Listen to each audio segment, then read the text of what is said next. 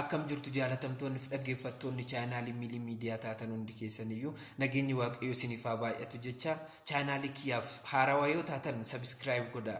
Akkasumas immoo miseensa yoo taatan guutuu viidiyoo kanaa dhaggeeffadhaatoo nama in fayyada jettan namni irraa jijjiirama jettaniif sheer gochuun dagatiin adiraa keessan. Akkasumas immoo irra deddeebi'ee waa'ee dargaggootaa sinitti himamiti dhuguma waa'een dargaggootaa irriibana dhoowwa. Dargaggoon keenya eessa jira? Maaltu irraa eegama ture? Fakkeenya akkamii baasuu qaba? Fakkeenya akkamii ta'uu qaba ture? Amma immoo eessa jira kan jedhu halkaniif guyyaa irriibana dhoowwa. Garamitti deemaa jirras kan jedhu na dhiba. Dargaggeessi keenya dammaqee hojii cimaa odoo hojjete maal akka ta'uu danda'u ija koo fuuldura jira. Dhuguma namoonni akka kiyyaa mul'anni akkanaa sinitti mul'ate sinis dammaqaatu carraa qabdaniin irratti hirmaadhatu hojiitti kaamaaloo. Irraa keessan dhalli namaa hundiyyuu sadarkaa garaa garaa irra darba umuriidhaan. Daa'ummaa keessanii darba, dargaggummaa keessanii darba, ga'eessummaa keessas ni darba, maanguddummaa keessas ni darba. Sadarkaa kana hunda keessa darbeet kara boqonnaatti deema. Gaafa gara boqonnaatti deemu umuriin dargaggummaa garuu murteedhaaf ija waaqayyoo fuuldura nu dhaabdi. Yeroo dargaggummaa kee waaqa kee yaadattee, yeroo dargaggummaa kee maal hojjettee kan jedhu gaaffiin dursaa kan nuuf dhiyaatu isa kanaadha. Kanaaf obboleewwan dubartootas dhiiras umuriin keessan dargaggummaa keessan irratti maal hojjechuu akka qabdan, garamitti akka deemaa jirtan murteeffachuu qabdu.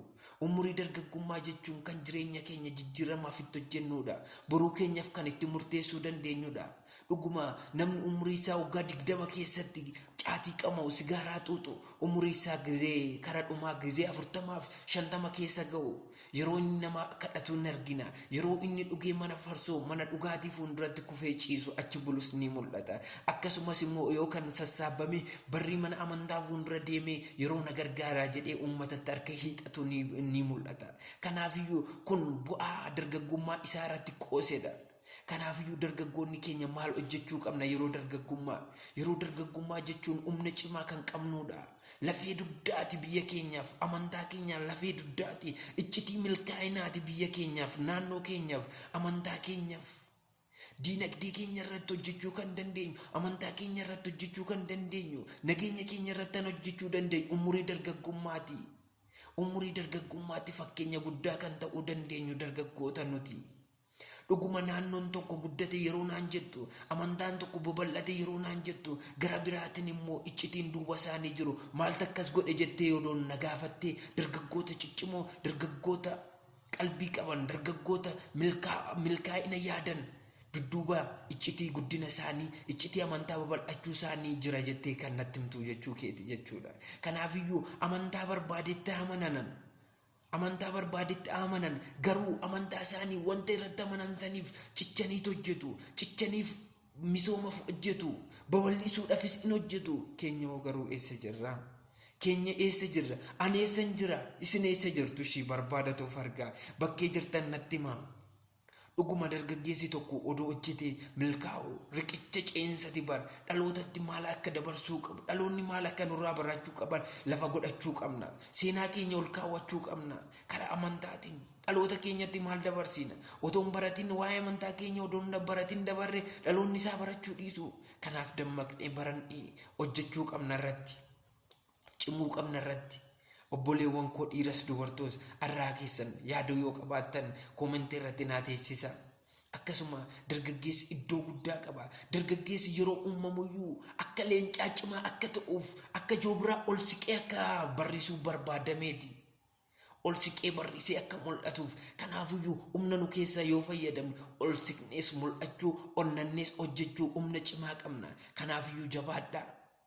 Nuti ijoolleen dargaggootaa namoota baay'eetu abdii nurraa qaba. Haati keenya isheen jaalattu, isheen nu deesse abdii nurraa qabdi. Abbaan keenya inni nu guddise, inni nuuf jira jedhee nu guddise abdii nurraa qaba. Biyyi keenya abdii nurraa qabdi. Amantaan keenya abdii nurraa qaba. Obboleewwan keenya abdii nurraa qabaan dudduuba keenya jiran. Kanaaf isaaniif jecha hojjechuu qabna. Dhugumaan siin jedha dammaqi obboleessa koo, dammaqi. Haadha kee ishii garaa laaftuuf ishii jaalattu san an gargaaru borusii. Abbaa kee isa jaalattu san an gargaaru borusii. Obboleewwan kee obboleettii kee kan gargaaru borusii. Isaan bootaa gaariidhaan geesse, isaan bootaa milkiidhaan geesse, kan wajjin bashannantan, kan wajjin gammaddan si'i. Dargaggeessa jabaadhu yoo hojjettu gad jedhii hojjedhu. Yoo barattu gadi jedhii baradhu.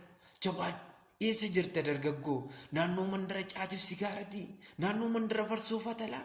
Naannoo mandara oduuf baaltii? Iddoon sun siif hin ta'u ka'e. Iddoon sun iddoo jibbisiisadha. Namoota xixiqqoodha. Namoota yaada hin qabnetti iddoo san ta'a. Achi ka'e. Naannoo sun siif hin ta'u sirraas hin bareedu. Ati bar nama cimaadha. Humni si keessa dhokate odoo barbaaddee argattee bar nama cimaadha. Ati guddaadha. Ati bar akka qeerransaati.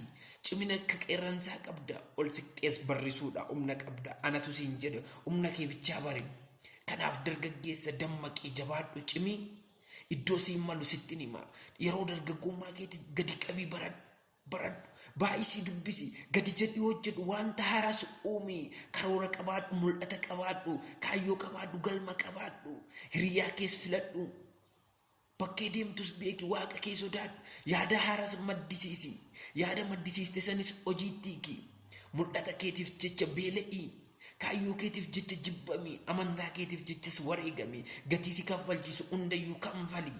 In sodaatin jabaadhu dargaggoo koo. Isinin jaaladha isinin kabaja. Dhuguma garamti akka deemaa jirru baraatoo dammaqaa. Eessa jirra? Namoonni maaliif nu dursan? Ani eessan ture gizee na dursan jedhaatoo ka'aa. Erga kaataniin booda hojiitti kaa. Hin taa'inaa. Nutu caalaa dargaggoota. Jabaadhaa isinin jedha isinin jaaladha isinin kabaja. Hiriyoota keessaniif sheer laayik gochuun dagatinaayi. Arraa keessan obboleewwan koo.